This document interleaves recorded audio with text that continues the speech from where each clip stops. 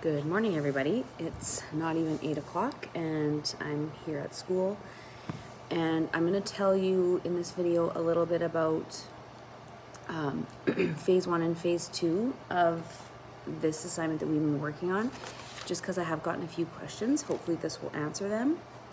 And then I'm going to talk a little bit about what's expected tomorrow, and because tomorrow is your Learn From Home day. Today is an off day, but I'm hoping that some of you watch this if you're planning on doing some work today. And then everything that's due for the short story, short film assignment, which isn't due until Friday, but I'm hoping that some of you will get that in sooner than that. So first off, just to go over this phase 2 page, and if I haven't posted it on Edsby already, I will. The whole purpose of this phase 1 and phase 2 is to get us to the point where we're going to write this really amazing paragraph or two about a life experience that we've had or something that we enjoy. So it shouldn't be super difficult because it's coming from your own experience. The purpose of this is to get you thinking of things that you might not have thought of before. So, I went off on my dad. That was what I chose to write about, and I started, as I was writing about the injury, I started thinking about other things from me growing up, and that's essentially what my paragraph ended up being about.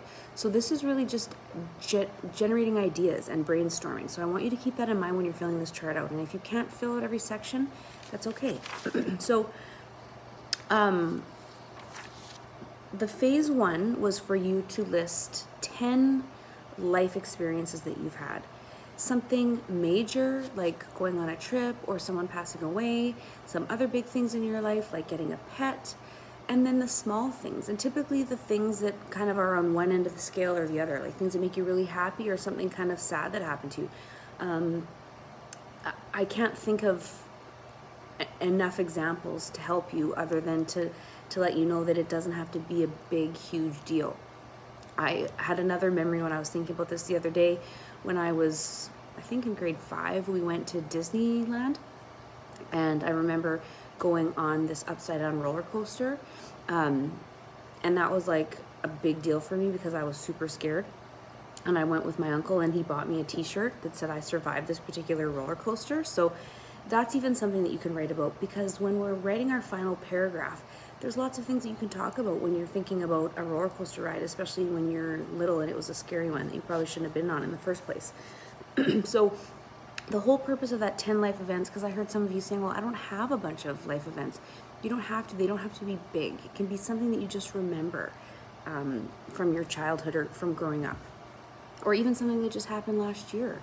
It could be sports related or school related. So don't spend too much time stressing out about how it's not a big enough life event. It's to get your brain going, to get you thinking, so you have a good final topic to write about. The items on the back are the same thing. They may go together, like my book and my trip to Europe went together. They don't have to. So you might write about some valuable things to you. It's, again, idea generating. Okay, I'm going to stop saying that, and I'm going to move on to phase 2. This is the sight, smell, touch, hear, taste. What kind of senses are activated when you think about your event? So if I picture myself on a train, I'm seeing people, I'm seeing the scenery outside, I'm hearing and feeling the train, the pull of it, especially when you're sitting backwards and it's going forward, the noise of the tracks, the rattling of things around me. Those are all things that I want to mention, because again, everything is about this next paragraph that we're going to write, and this is going to help you, I promise. So in the chart, this chart right here, it'll say for the sight. So I had views from the train. There was an item that I was able to talk about and connect to this. Again, it doesn't matter, you don't have to. The book. And then the third column is, what does it remind you of? Because that's, again, where you're going to get some of your ideas from. If you have any specific questions about that chart, please message me on Edsby and I'll try to help you. I'm not sure what else to say about it other than this is a place for your ideas. It can't be incorrect. The only way it can be incorrect is if you don't do it. The part that I'm going to assign you tomorrow, oh, sorry, you were also supposed to then write your 5 sentences for phase 1 for those 10 life events. You choose 5, You write 5 sentences for each. Then you move on to phase 2. After you fill out this chart for all of your events, you're going to write your paragraph, which I did at the bottom here, and I even read it to all of you, so I'm not going to talk about it anymore. That's the goal, write that paragraph. Then the next assignment is going to be to take a look at that paragraph. Underline all the nouns. A noun's a person, place, or thing. So I've got, my friends used to tease me that I knew all the songs to the oldie stations. So my friends, you maybe don't have to do pronouns, so you do friends, songs, station, okay? You're gonna go through and underline them all. Then you're gonna write them on a piece of paper.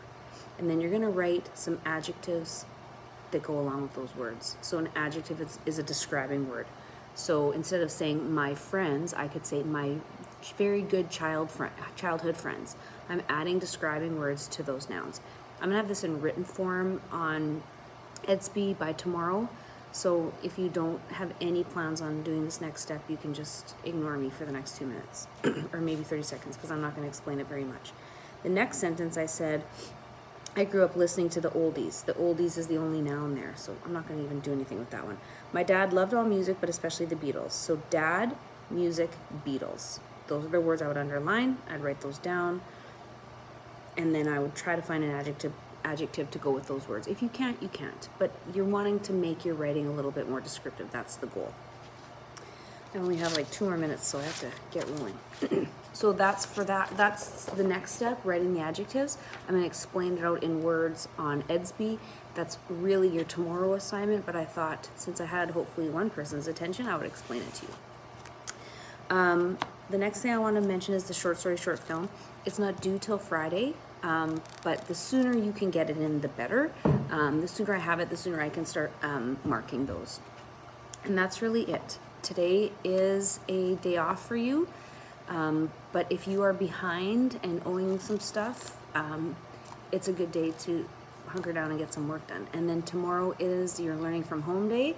I will have a message posted to you on Edsby. I'm going to make sure you check it, and I'm going to describe in better detail the next phase of your assignment, adding adjectives. Hopefully you all know what nouns and adjectives are, but if not, I will have a description for you up there. And that's about it. I'm in meetings all day, and we'll check my Edsby once or twice before lunch, at lunch, and then at the end, or in the afternoon as well. I hope you enjoy your day, and don't forget to check your Edsby message. Bye.